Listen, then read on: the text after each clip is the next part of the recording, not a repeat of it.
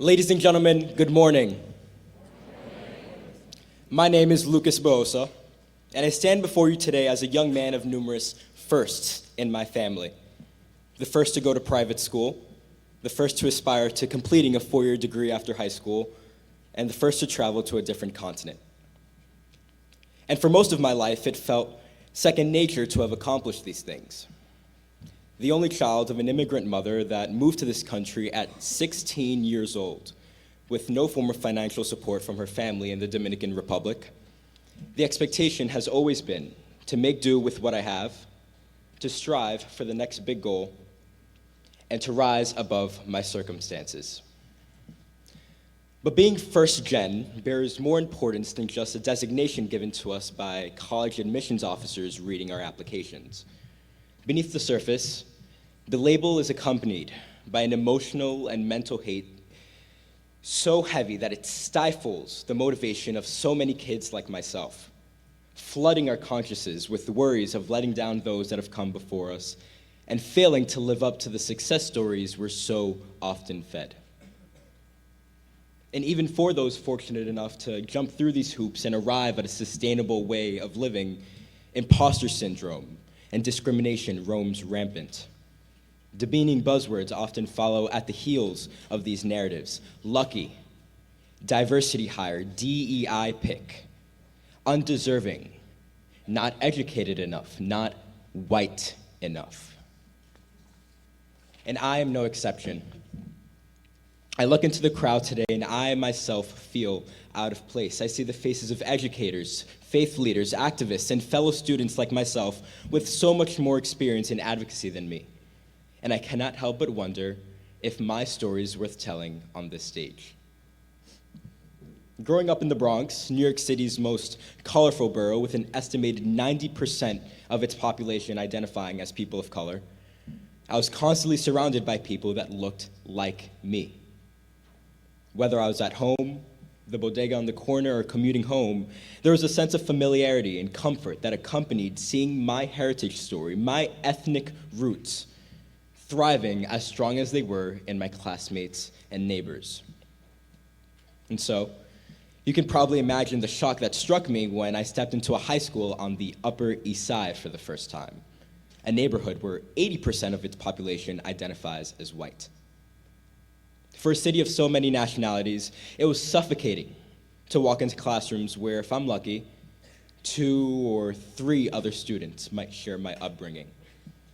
To walk into classrooms where conversations often revolved, instead of academics, around property value on Zillow and vacation homes in Cape Cod. I felt out of place, unable to relate to my peers, but still expected to make it work. This, ladies and gentlemen, is a direct byproduct of the America we live in today. An America that reserves opportunity for those within the highest tax brackets and leaves the overlooked with the scraps. An America that pours billions of dollars into prisons while leaving mental health clinics shuttered and understaffed. An America that punishes trauma instead of treating it, filling cells instead of classrooms. An America whose public education system offers nothing to nurture the creativity and passion of its students. An America that profits off stripping the SNAP benefits that so often put food onto many families in our country. These are just some examples that ultimately highlight the fundamental disconnect that thrives in the sinews of our society. A disconnect between the systems designed to uplift us and the communities that they consistently leave behind. Communities that, despite being let down, still find ways to persevere, raising leaders, sharing meals, leaning on one another, and nurturing dreams that bureaucracies, try as they might, cannot extinguish. The truth I've come to ground myself in is that no system can ever replace the power and value of showing up for one another. And shifting our reliance from our policymakers onto the very people that appear by our side each and every day, we reclaim the proactivity we're seeking, and in doing so, reach across that gap to create communities where personal narratives and biographies that span centuries flow from the lips of its people. In my time at Regis High School, I have found community service to be that bridge across the gap. Service has single-handedly given me the opportunity to empathize with the aspirations of those in my surroundings, to sit down and have a conversation over a cup of coffee and buttered bread. Service is the driving force that has pushed me, and that will ideally push all of you as well, to ask, what are the most prevalent issues in my community, and how can I address them? I believe it pertinent to recognize one of modern Jesuit thinking's greatest pitfalls when it comes to doing this kind of work, being women and men for others. This radical message shook the Jesuit landscape when delivered by Father Pedro Arrupe in 1973 at a gathering of Jesuit alumni in Spain similar to ours here in Washington. And it worked wonders in forcing us to consider and reconsider the ways in which we play an active role in the lives of our sisters and brothers. But paternalism and volunteerism are no strangers to each other. And it's perhaps the most difficult part of service I've found myself grappling with. Having this desire to give without preparing myself to receive the gifts already alive and well in the communities I'm seeking to insert myself into. To serve is to recognize that these communities are not defined by deficits, but by untapped treasure troves of tradition and love. To serve shouldn't be to shove oneself into a setting and come bearing imaginary gifts, but to enter as a guest and rejoice in what's already there.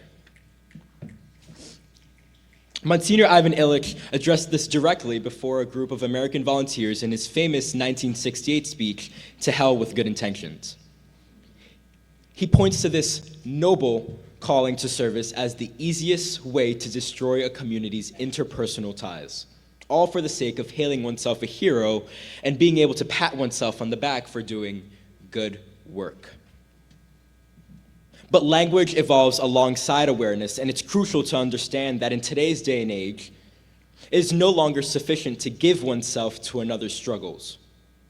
To serve should not just be to be for others, but to be with others, in communion with a fellow human being, in an interaction grounded in mutual understanding and a desire to see the innate value of someone else.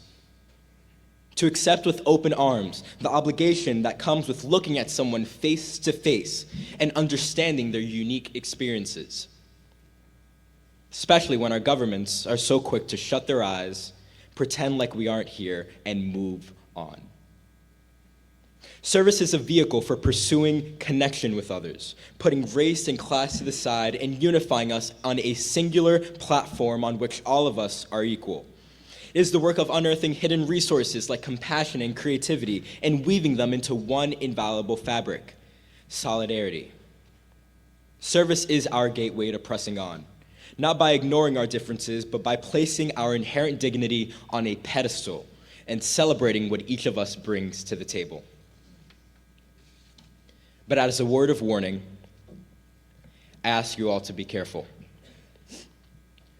Be careful of what motives lie behind your desire to contribute. Be careful of how you utilize language and people's perceptions of you to promote that desire. But perhaps most importantly, be careful of how you serve. In Illich's words, if you insist on working, if this is your vocation, then at least work with those who can tell you to go to hell.